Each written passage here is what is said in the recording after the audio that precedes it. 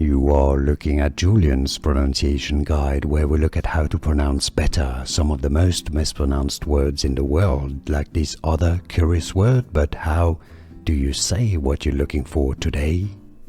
Let's learn once and for all how to pronounce this word in English.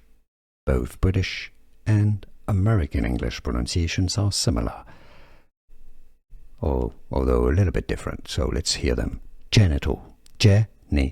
That's British English, UK. Now, in the US, it's often pronounced as genital, with a flap T, which is called a flap T, which sounds essentially pretty much like a D.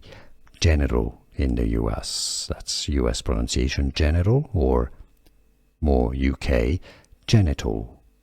And now you know.